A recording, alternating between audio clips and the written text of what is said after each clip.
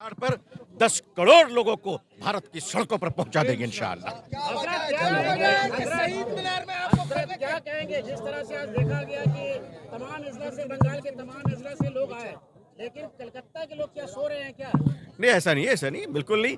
कलकत्ते के लोग पीछे खड़े थे लोगों के इस्तकबाल के लिए, लोगों को पानी पिला रहे थे, चाय पिला रहे थे, आ रहे थे माशाअल्लाह। हमने शहीद मीनार मांगा था, लेकिन हुकूमत ने हमें राशमुनी रोड दी है। हमें इस पर अफसोस है कि हुकूमत को आखिर हमसे क्या खौफ है। हमारे वोटों से चुनी जाने वाली हुकूमत को एक बात का क्या डर है? अगर किसी की वजह से उन्होंने ऐसा किया तो ऐसा मुनासिब नहीं है। लाखों लोगों ने आकर बता दिया है कि आज अगर आपने शहीद मीनार नहीं दिया तो इस पर हमें अफसोस है, लेकिन हम मायूस हरगिज नहीं है। इंशाअल्लाह हक के लिए, इंसाफ के लिए आइंदा तो ब्रिगेड का इरादा है इंशाअल्लाह हमारा। देखिए, अगर हम चीफ मिनिस्टर साहिबा से नहीं मिलेंगे तो किन से मिलेंगे? यकीनन हम उनसे गुजारिश करते हैं कि वो जल्द से जल्द हमें वक्त दें और ऑल इंडिया मुस्लिम पसल्ला बोर्ड के एक मुवक्किर वफ्द उनसे मिले और उनको वफ्द के कानूनों के बारे में समझाए और उनको बताए। और यकीनन मुअज़्ज़ज़ वज़ीर आला साहिबा, ऑनरेबल चीफ मिनिस्टर जनाब मोहतरमा ममता बनर्जी साहिबा को हमारी सबकी बातें सुननी चाहिए और सुनकर इस पर फैसला लेना चाहिए। और साथ ही साथ हम पार्लियामेंट में भी देखेंगे कि कौन एमपी वॉकआउट कर रहा है। ये जो पुरानी और हम सब, आप चाहते सब कुछ खोल दें अभी? सर 2010 के बाद से जब से बीजेपी हुकूमत आई है सिर्फ और सिर्फ मुसलमानों को परेशान करी, आखिर क्यों? 2014 से इसलिए कि उनके पास काम करने के लिए कुछ भी नहीं है, तो वो मुसलमानों को सताकर हिंदू भाइयों को समझते कि खुश हो जाएंगे। भारत का हिंदू भाई अत्याचार के विरुद्ध रहता है, क्षमा, करुणा, माया और दया के साथ रहता है।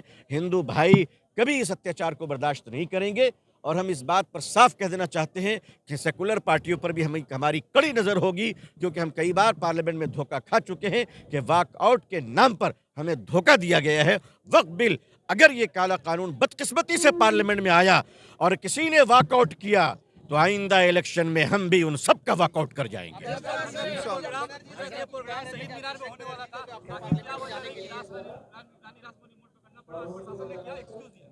प्रशासन ने कोई एक्सक्यूज नहीं दिया है।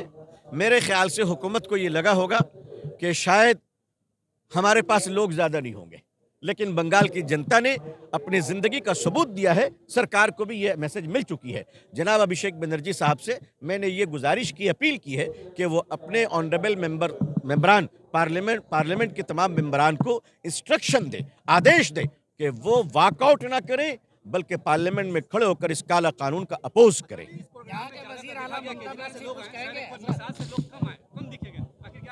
शहर के लोगों की तादाद कब देखने को मिली है? नहीं, ऐसी बात नहीं। 10 सितंबर से लेकर शायद कोई ऐसा हफ्ता हो कि कलकत्ते में प्रोग्राम न हो रहा हो, उसमें कलकत्ते के लोग जमा हो रहे थे, हम बंगाल के लोगों को जमा नहीं कर पा रहे थे। इसलिए हमारी ये कोशिश हुई, अल्हम्दुलिल्लाह आप सबके ताउन से। हम अल्लाह के शुक्रगुजार हैं कि उसने आज हम पर रहम फरमाया और बंगाल का कोई गांव ऐसा नहीं है जिस गांव से आदमी ना आए हो। 400 से ज्यादा बसें आई हैं और कई लाख लोग यहाँ तशरीफ लाए।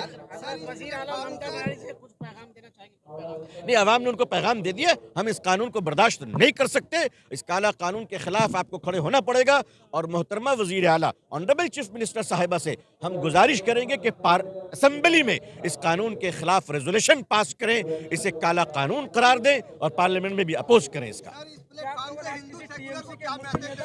देखिए, हिंदू भाइयों को छोड़कर हम इंसाफ की लड़ाई लड़ने का तो सोच भी नहीं सकते, सोच भी। हम पैदा हुए इस देश में, पढ़े उनके साथ, खाए उनके साथ, वो हमारे भाई हैं, हम उनको कैसे छोड़ सकते हैं?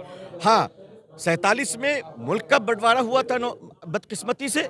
अब ये कुछ सरकार और कुछ ताकतें चाहती कि दिलों का बंटवारा हो जाए। हम दिलों का बंटवारा होने नहीं देंगे। मौलाना आज़ाद ने 1923 में कहा था कि कुतुब मीनार में अगर कोई फरिश्ता आकर कहे कि आज़ाद तुम्हें मुल्क का स्वराज और आज़ादी कल मिल जाएगी अगर तुम हिंदू मुस्लिम की एकता की बात मत करो, तो उन्होंने कहा था आज़ादी छोड़ दूंगा, एकता नहीं छोड़ूंगा। मैं भी यही कहना चाहता हूँ कि हम एकता को कभी नुकसान पहुँचने नहीं देंगे इंशाअल्लाह। हमने बुलाया नहीं था।